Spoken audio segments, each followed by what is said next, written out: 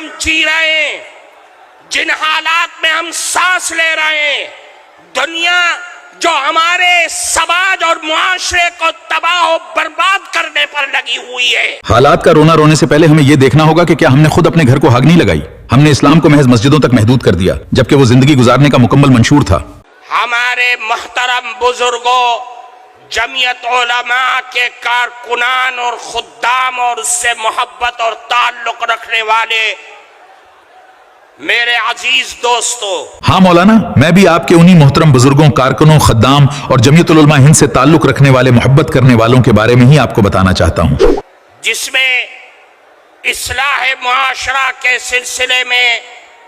آپ حضرات کو وہ پیغام دیا جا رہا ہے جو پیغام جمعیت علماء کی ریڑھ کی ہڈی کی حیثیت رکھتا ہے۔ مولانا صاحب، اصلاح معاشرہ جمعیت کی ریڑھ کی ہڈی ضرور ہے، لیکن یاد رکھیے کہ جب جسم کی اپنی ہڈیوں میں کھوکھلا پن آ جائے تو ڈھانچہ کھڑا نہیں رہتا۔ آپ دوسروں کو راہ راست پر لانے کی بات کرتے ہیں، مگر پہلے ان اپنوں کی خبر لیجئے جو آپ ہی کی قیادت کا لبادہ اوڑھ کر اللہ کے گھر کی زمین پر قابض بیٹھے ہیں۔ اصلاح معاشرے کا تعلق مسلمانوں کی زندگی سے وابستہ ہے، مسلمانوں کی معاشرتی اور معاملتی زندگی سے وابستہ ایک پیغام ہے۔ اللہ کے نبی جناب رسول اللہ صلی اللہ علیہ وسلم نے ایک موقع پر ارشاد فرمایا، قیامت تک آنے والے نسل انسانیت کو اور رسول اللہ کی رسالت پر ایمان و یقین رکھنے والوں کو یہ پیغام دیا اور پیشین گوئی فرمائی، ان قریب ایک زمانہ ایسا آ سکتا ہے کہ لوگ نام کے مسلمان رہ جائیں گے لیکن اسلام کا کام، اسلام کی تعلیمات اور اسلام کا نظام ان کی زندگی سے ختم ہو جائے گا،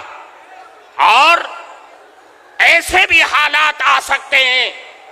کہ قرآن جو اللہ کی کتاب ہے، اللہ کا کلام ہے، اس کلام کی آیات، الفاظ اور صورتیں باقی رہ جائیں گی، لیکن اس کی تعلیمات، اس کا حلال اور اس کا حرام، یہ سب کچھ انسان کی زندگی سے ختم ہو جائے گا۔ میں آج اصلاح معاشرہ کے نام پر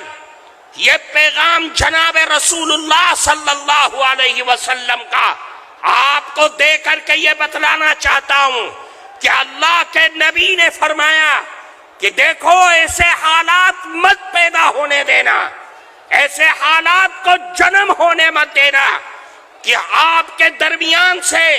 اسلام کی تعلیم ختم ہو جائے، قرآن کے الفاظ باقی رہ جائیں اور اس کی تعلیمات تمہاری زندگیوں سے ختم ہو جائے۔ تعجب ہے ان عالم صاحب پر جو مدرسہ تو چلا رہے ہیں مگر یہ بھول گئے کہ اسلام میں غصب شدہ زمین پر سجدہ بھی قبول نہیں۔ جمعیت کی ساکھ بچانی ہے تو پہلے اپنے صفوں کی صفائی کیجئے، کیونکہ جب قیادت کے سائے میں ناانصافی پلتی ہے تو اصلاح کے تمام واز بے اثر ہو جاتے ہیں۔ میرا سوال جمعیت کے ذمہ داران سے ہے، کیا آپ کی اصلاحی مہم کا دائرہ ان عہدیداروں تک نہیں پہنچتا جو ضرورت نہ ہونے کے باوجود مسجد کی جگہ خالی کرنے کو تیار نہیں؟ غیروں سے گلا کرنے سے پہلے اپنے ہی گھر کے ان چراغوں کو درست کیجئے جو حق اور انصاف کی راہ میں رکاوٹ بنے ہوئے ہیں۔ میرا موبائل نمبر دے رہا ہوں، اگر سچائی معلوم کرنا ہی تو میں حاضر ہوں۔ اور آخری بات کہنا چاہتا ہوں، اصلاح کا راستہ منبر و محراب کی تقریروں سے نہیں بلکہ اپنے ہی صفوں میں موجود ناانصافی کے خاتمے سے نکلتا ہے۔ جب تک اللہ کے گھر کی زمین اپنوں کے قبضے سے آزاد نہیں ہوتی